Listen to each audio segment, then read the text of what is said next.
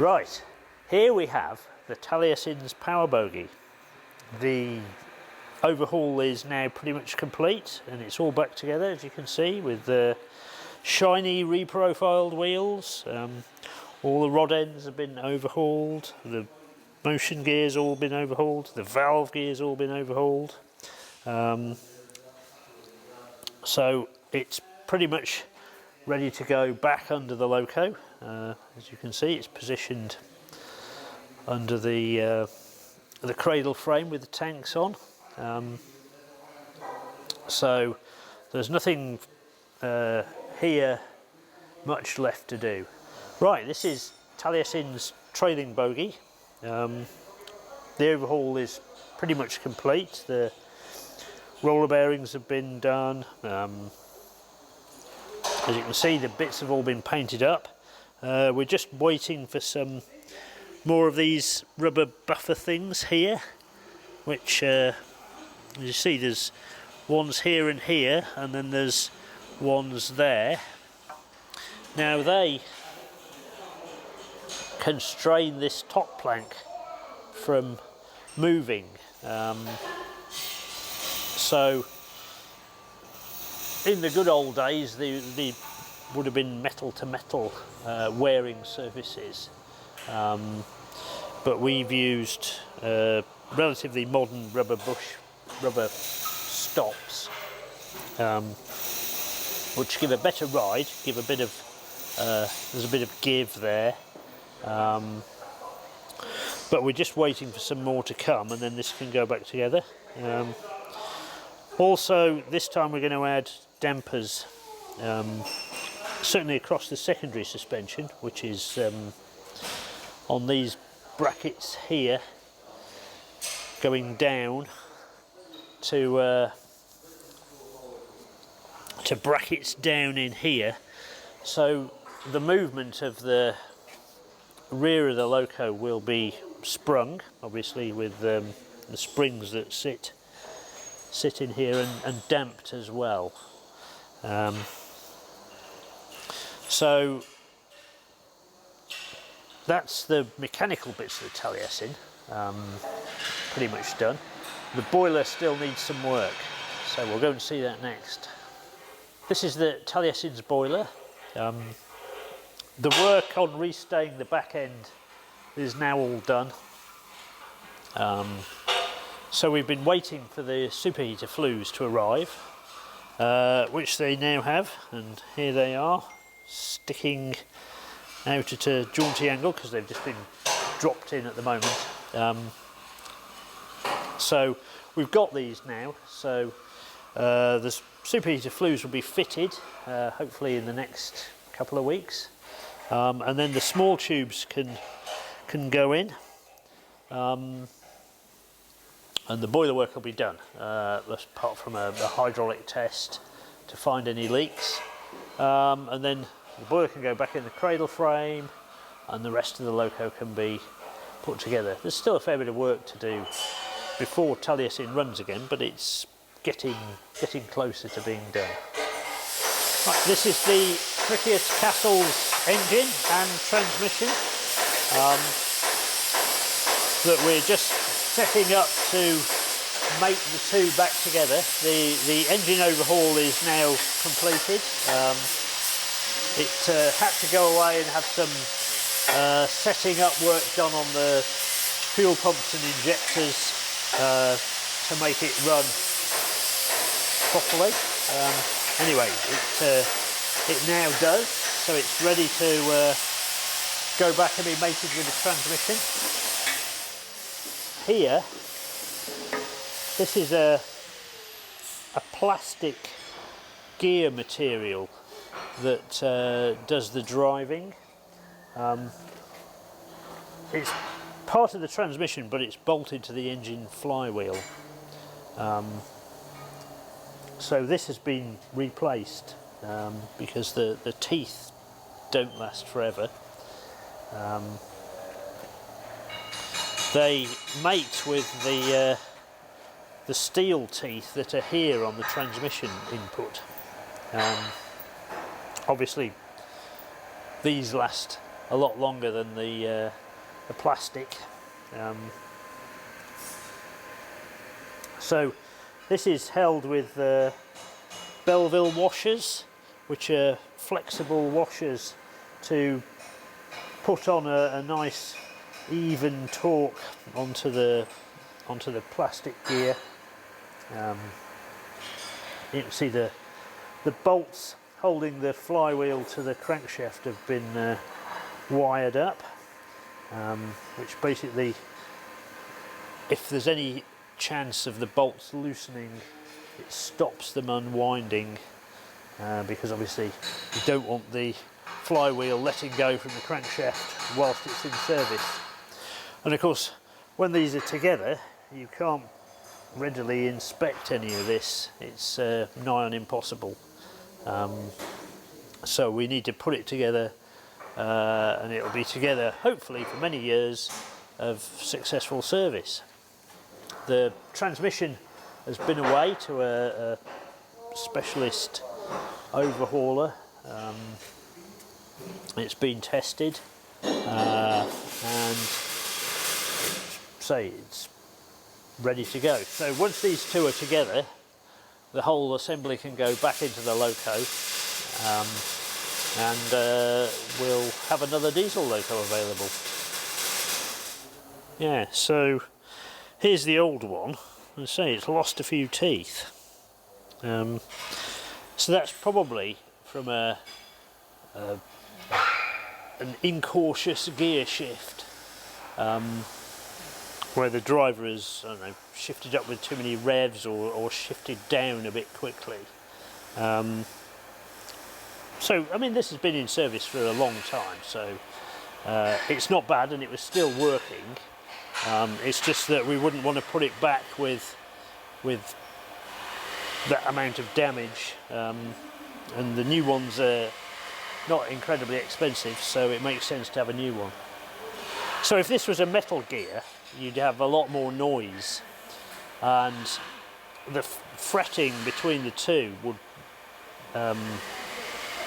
mean that you'd end up with basically small shards of metal whirling around there, and as the tooth pattern would decay, you'd get lots of noise and grinding, and yeah, it wouldn't be good. So this is a much better solution. The Harlech Castle has a different arrangement altogether. It has thin, flat steel plates that are bolted directly from the two. But the steel plates can accommodate a little bit of movement, and that has to be assembled through a hole in the bell housing. I mean, that works quite well, but eventually the thin steel plates will start to fracture and break, and they can fail catastrophically quickly. All of a sudden there's no drive. So anyway, two different methods. This is where the engine will go, and the transmission will go back here. So you can see the engine mounts here. There's 4 of them. Sorry, no, there's 6 of them. Anyway,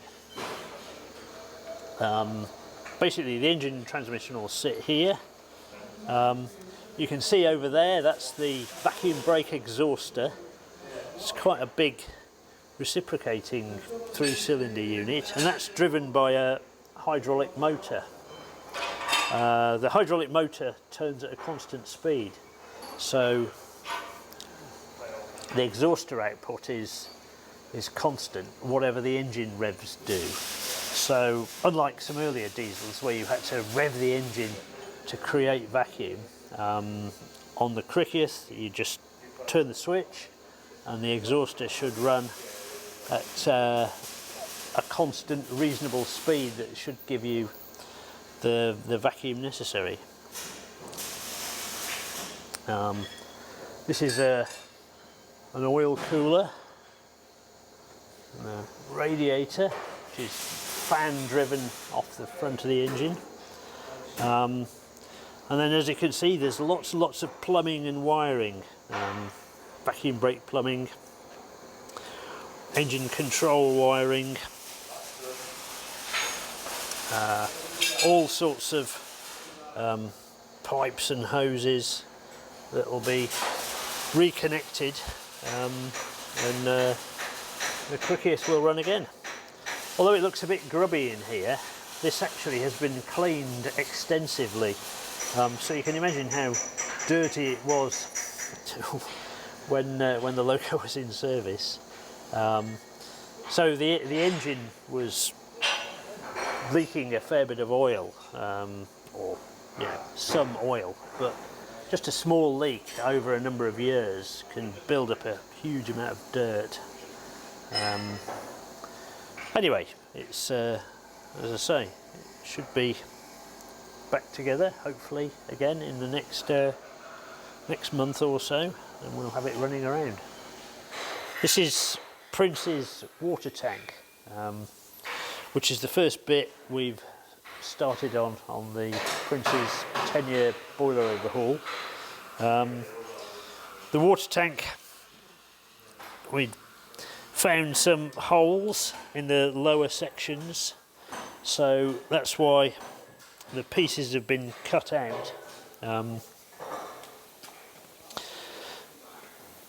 So obviously we'll clean up in here a bit more, and then weld in replacement sections with some dummy rivets along the bottom edge. There may be some more cutting higher up, but basically we're aiming to have the tank pretty much as good as new before it goes back on the loco. And obviously the lower outer sections were too bad. They've obviously been repaired before. There's a fair bit of filler in there, but they've just basically rotted through with the years of use. Right, the David Lloyd George and the Blanche, and also the Hugh Napier, have just had their annual cold boiler exam, and the locos have now been prepared for a steam test, and that'll be tomorrow. So that's why the dome covers are off, but the dome lids are on, so that basically the boiler inspector will come and see the locos in steam, check there's no leaks, check that the injectors work, check that the safety valves are blowing off at the correct pressure, all that sort of thing. So then, once these two and the Hugh Napier are done, they'll have 14 months of boiler ticket where they can run. So as you can see, Felinheli looks very splendid indeed. Its boiler replacement is now obviously finished. Boiler's been tested by the boiler inspector. He's very pleased with it. Loco's been steam tested and all put back together and repainted, and yeah, it looks fantastic, doesn't it? We've recently been awarded the contract for the design of a replacement boiler for the Darjeeling Himalayan Railway number 19B, which the old boiler was stripped down at Statfold Barn, and basically it was found to be beyond repair in many areas. There was they found cracks and other problems, so the decision was made to build a new one, and the first phase of that is designing a new boiler. So Bob Yates and I visited Statfold week or so ago to have a look at the old boiler and measure up. So we're lucky we've been given some drawings. We've got original North British Sharp Stewart original general arrangement, and also a drawing that was done by Bob Meanley some years ago for a replacement. We've been able to use that. So, basically looking to create a new design that will replace the existing boiler and be very close to the existing boiler, but with some design changes. For instance, we'll be having a steel inner firebox rather than the copper inner firebox that it had, and we'll be using more welding in the boiler, so it'll have a welded barrel, welded outer wrapper, but flanged plates.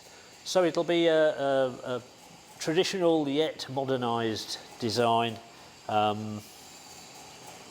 much as we did with this boiler for the Wellinhelly. So that's in progress at the moment. Bob Yates is doing the drawing of the new layout, and I'll be doing some calculations. So, and then we'll be basically we'll be talking to the 19B trust people to make sure they're happy with that, and then once we're all happy with the design, then that will go to British Engineering Services for their approval, and then they can the trust can then move on to look for suitable contractors to build the new boiler, hopefully fairly quickly. This is the lineside tool van and clearance vehicle. It's a bit functional looking, but it's designed to do a job. There's this raised platform where people can hack at higher bits of the lineside, trees, bushes, overgrowth that often comes into the terrain. It's designed to fit up the Ffestiniog and the Welsh Highland routes, so it'll be useful on both railways. There's obviously a lot of storage for tools, things like chainsaws, all that sort of equipment, so that'll be securely kept all in there. You see there's a sliding door at the side, doors at the end, more storage under where I'm stood, and there's a large tray underneath. So basically this allows the lineside team to leave all their tools in the van secure, so that they're not constantly loading and unloading tools and wasting time loading and unloading.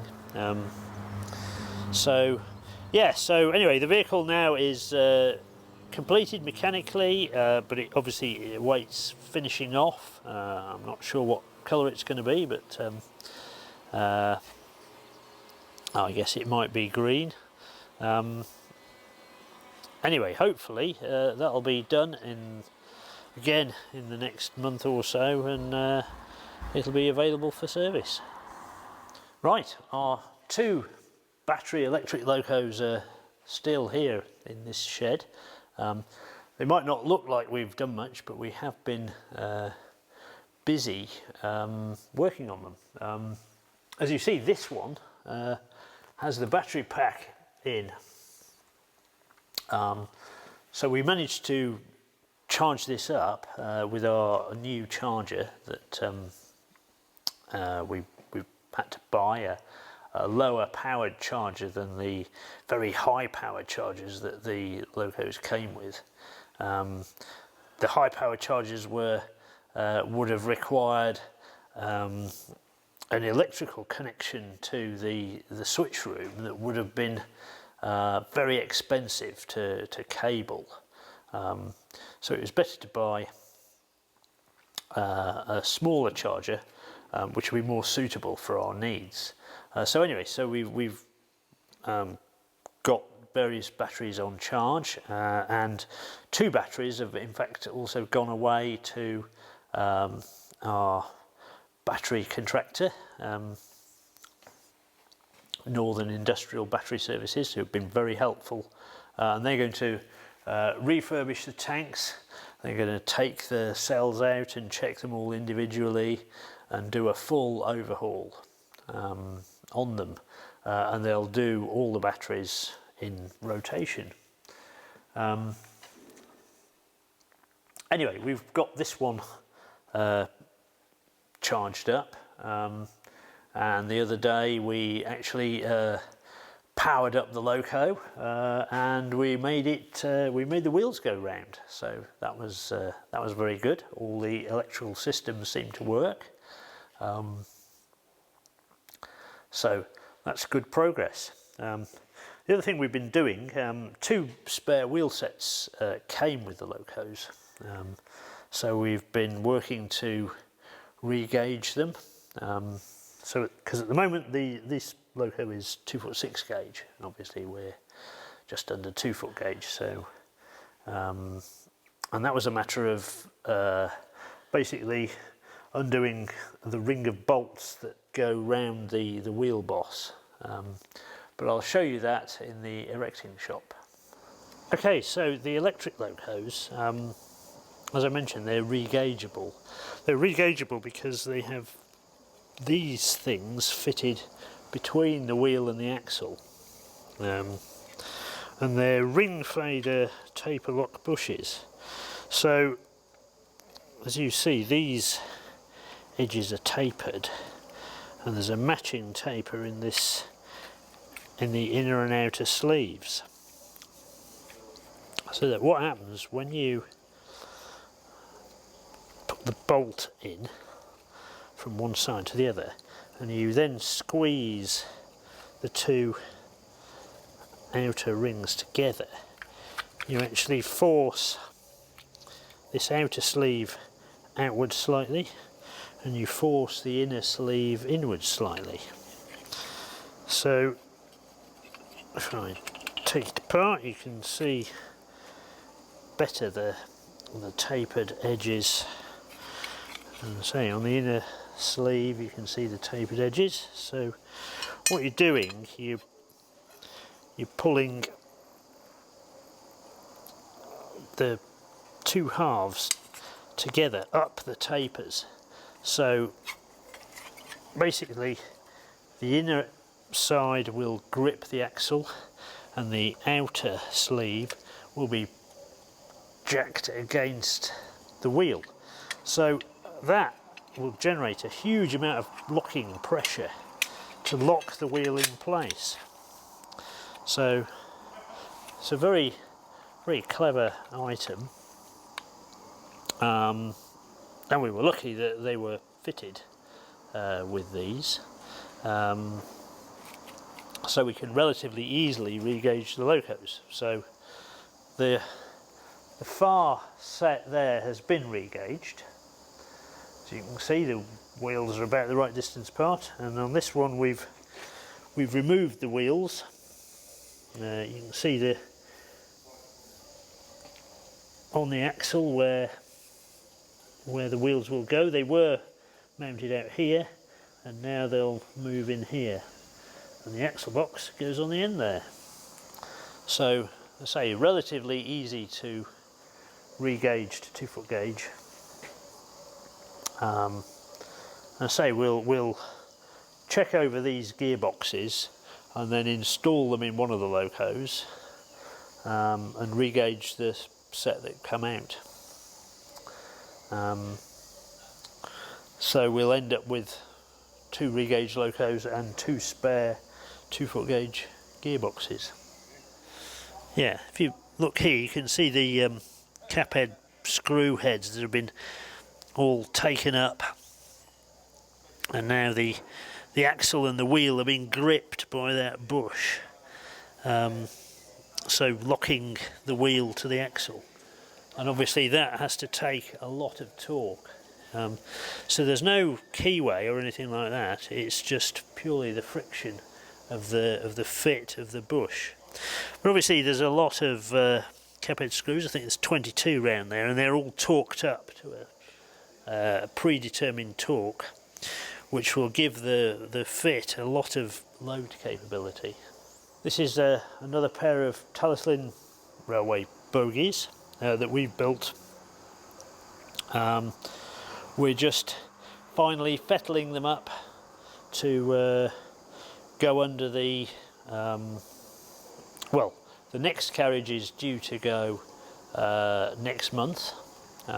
It's all been painted up and finished in the carriage works, and they've started work on the third vehicle. So I think these bogies are actually for the third vehicle, but they've just come in for a bit of fettling, sorting out of bits and pieces of detail and some paint, so that they'll look nice and work well.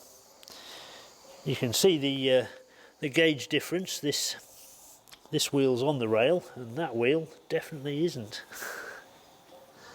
Here we have a new casting for a cylinder for the Linder.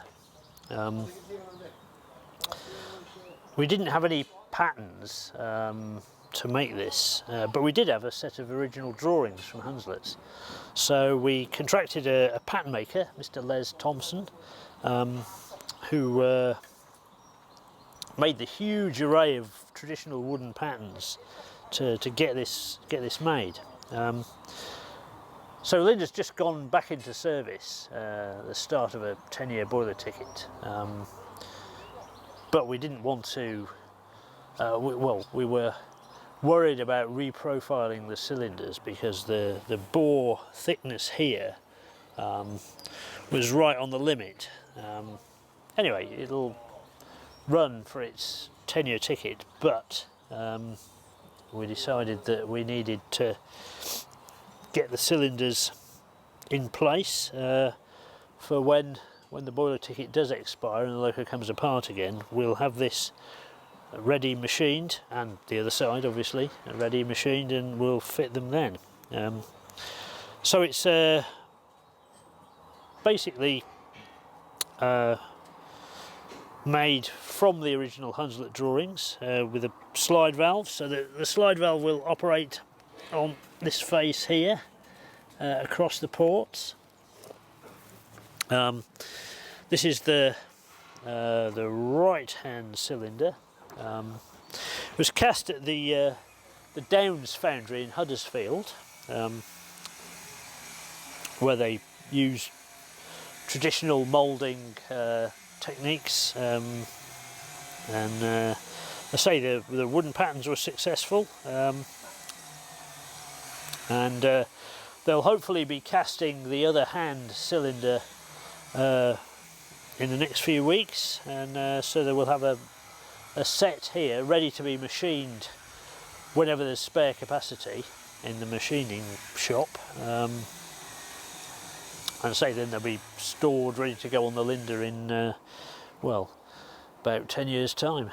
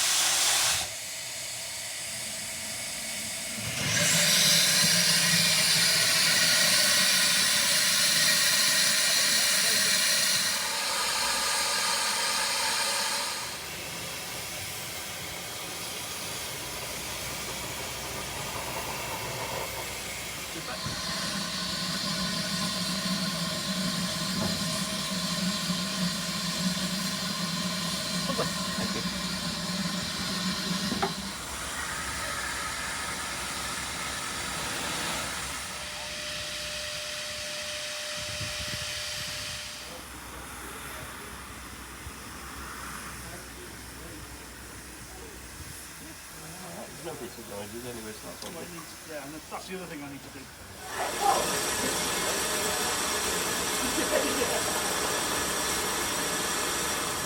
do.